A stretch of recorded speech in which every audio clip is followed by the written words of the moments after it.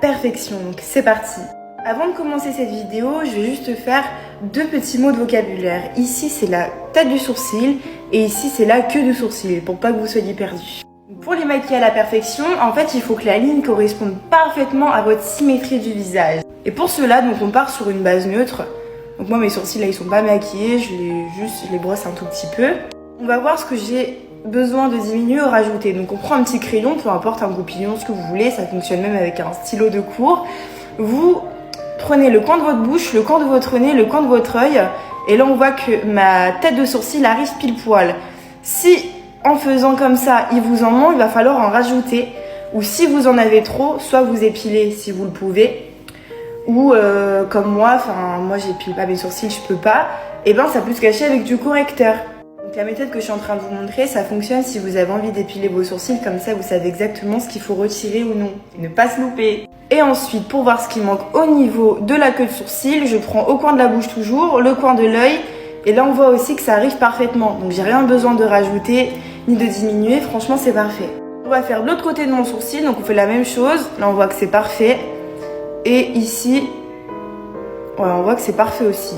Franchement, mes sourcils sont bien. Du coup, pour mon cas à moi, je vais pas avoir besoin de ni rajouter ou ni retirer. Donc je vais simplement faire du remplissage sans trop abuser. Je trouve que ma ligne est assez épaisse comme ça, elle est bien. Donc c'est parti, une fois qu'on a bien analysé, là on peut y aller. Moi je prends toujours ce goupillon là de chez Benefit.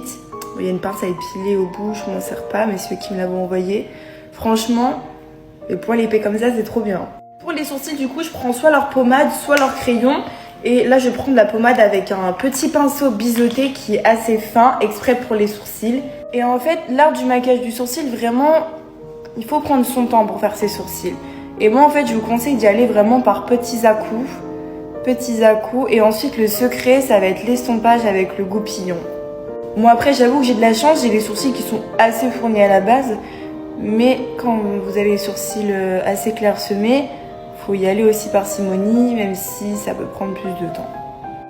Donc voilà, je fais pareil même pour la queue, j'ai pas besoin d'en rajouter. Par contre, j'aime bien l'intensifier légèrement. Hein. Mais il faut éviter vraiment de dépasser son coin de l'œil, sinon ça va pas avec la symétrie de votre visage. Et puis avoir les sourcils rapprochés, c'est pas très joli non plus. Donc là, on peut voir la différence. Maquillé et non maquillé. Bon, la différence est légère, mais moi j'ai pas besoin vraiment de faire des barrettes de shit. Je ne fume pas, hein. Après, on peut fixer le tout. Et le tour est joué. Si ça t'a aidé, n'hésite pas à t'abonner. Aujourd'hui, je vous apprends à maquiller. Non, je vous déconseille fortement de vous maquiller en base avec du Durex. Ça va obstruer les pores de votre peau, ça peut créer des boutons. Non. Non.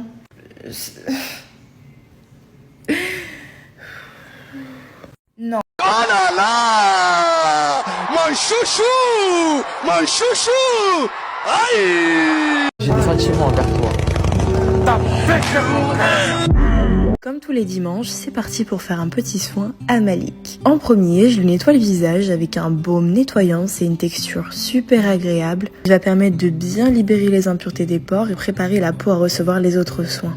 J'adopte des gestes doux et toujours en mouvement circulaire. Deuxième étape, je lui réalise un bon gommage, mélangé à une eau de beauté pour éviter d'utiliser de l'eau calcaire du robinet. Ça va permettre d'éliminer ses cellules mortes, de déboucher les impuretés et les peaux mortes qui se trouvent dans ses pores, apporter de l'éclat au teint et lisser son grain de peau. Une fois rincé, je lui fais un masque coup d'éclat.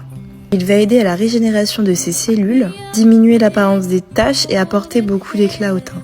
Je l'applique en couche assez épaisse, je le laisse poser 10 à 15 minutes et ensuite je rince. Je passe une lotion coup d'éclat qui va apporter également davantage de hydratation. Pour apaiser sa peau et réoxygéner la linge, j'utilise ces globes. Ensuite, un sérum qui va rebooster ses cellules en vitamines. Et je termine par une crème de jour. Abonne-toi. Comme tous les dimanches, c'est parti pour faire un... Qui dit dimanche dit petit masque, donc c'est parti. Tu rigoles toi. Voici mon tiroir à masques. Et après ici j'ai les individuels. J'ai retiré le filtre beauté pour vous montrer, mais selon les besoins de ma peau, je pense que je vais faire un masque hydratant. Du coup, je choisis celui-ci des chez Drink Elephant. Sincèrement, il est super bien. Les masques hydratants, en général, je les mets en couche assez épaisse pour que la peau puisse bien absorber. J'aime beaucoup ce masque car il est composé d'ingrédients qui vont venir renforcer votre barrière cutanée. Il y a de la niacinamide, du sodium PCA, du squalane végétal, des céramides, des acides gras oméga et des antioxydants, renforcer la teneur en lipides, apporter de la souplesse grâce à l'hydratation profonde. Ce masque, je le note super bien et il est tellement bien assimilable par la peau que les cellules vont vraiment être boostées en hydratation. C'est pas du tout un partenariat, mais sincèrement, je l'aime trop. Ma peau, elle est toute repulpée. Qui dit dimanche? Regardez comment mes cils ils sont hyper recourbés. Et aujourd'hui, je vais vous donner une astuce que j'ai encore jamais vue. Donc c'est parti. Donc là, c'est avec l'astuce. Et là, c'est sans l'astuce.